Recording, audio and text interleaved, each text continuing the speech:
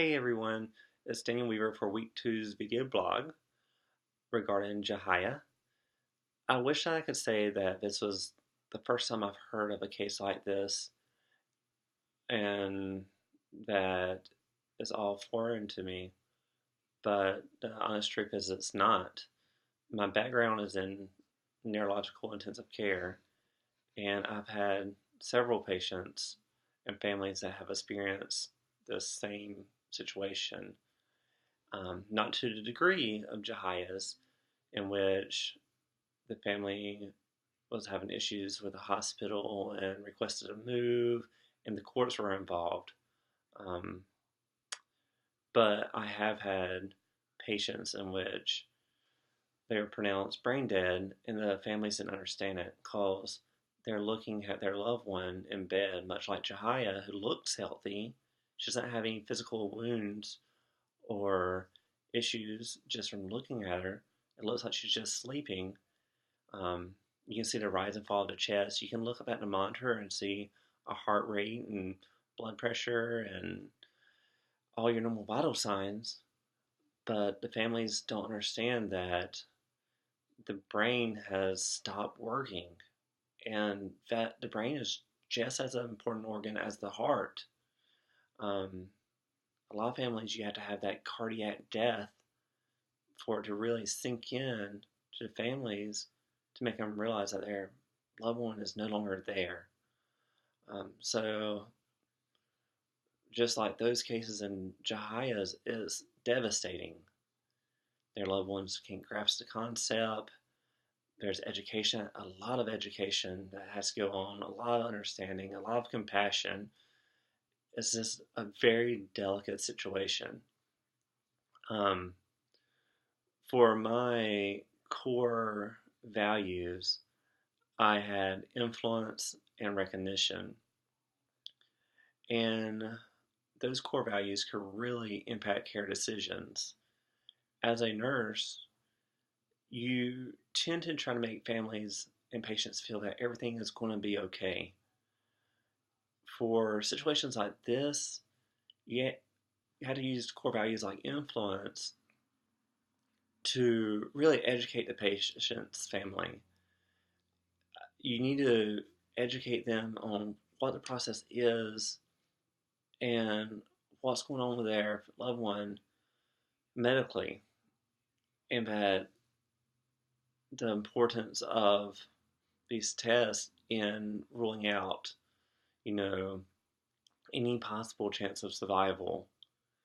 This can be very difficult to do, but families look to the nurse as a mediator between the physician team and the patient because you're the one with the patient all day long.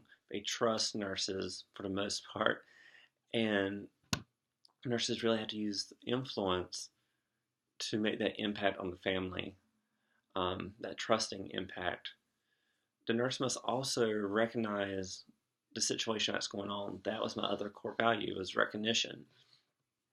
You have to can't take into accountability that this is their loved one. Like with Jahia, she's 13 years old. The family has had her since birth all the way up to her 13th year in life. And then just be told that she's brain dead and she's not coming back, that takes so much to process. You have to take time. You have to recognize what this family is going through and develop a plan of care and actions that kind of revolve around their emotion but remains realistic.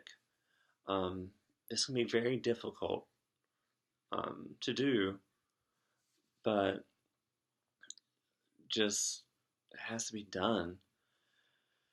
I found an article in the UNC library online written by David Stanley and Judith Anderson. It's entitled Advice for Running a Successful Research Team and was published in Volume 23, Issue 2 of the 2005 edition of Nurse Researcher. And in that article, it states that in order to have a well-diverse team that can handle issues, I'm kind of taking it out of context, but in order to have a diverse team, you need to have members from different disciplines, philosophical roots, and backgrounds. Um, Taking that out of context, that's important to have in a situation like Jahia's. That medical team needs to approach situations like this with different philosophical roots and backgrounds so that you can tackle any uh, concern from a different point of view to make sure that you covered any basis that might come up. And I think that's extremely important. As far as um,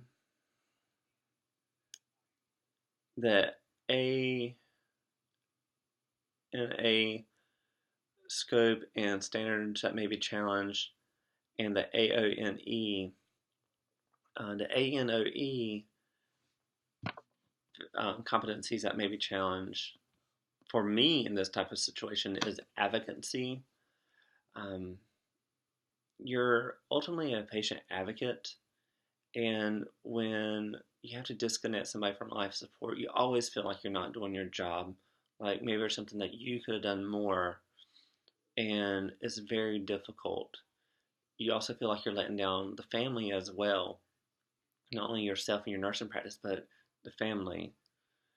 And you just, that would be that always has been an issue that I've struggled with when I've had these cases.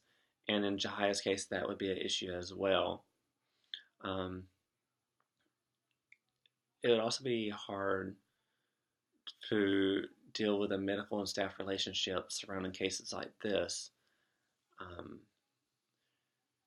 because you will have physicians on different pages, you'll have nurses on different pages, and then your families are on different pages as well. So it's hard to maintain the medical and staff relationships when you have a situation like that, like Jahia's evolving. As far as the ANA, um, the ANA standards that may be challenged, there was two: accountability for nursing judgments, decisions, and actions. Um, the nurse will be right there involved with the care of his patient up until, I mean, even after the life support has been removed. So nurses have to follow a code of ethics, and it can be very difficult when they unplug the life support. You automatically want to do something to intervene. You're going to see the respiratory rate slow down. You're going to see bradycardia develop, and you're going to see the family get more emotional. So, what do you do as a nurse in a situation? Do you intervene? Do you try to give medications and do things to help provide comfort? Um, do you feel like you've let yourself down in the family?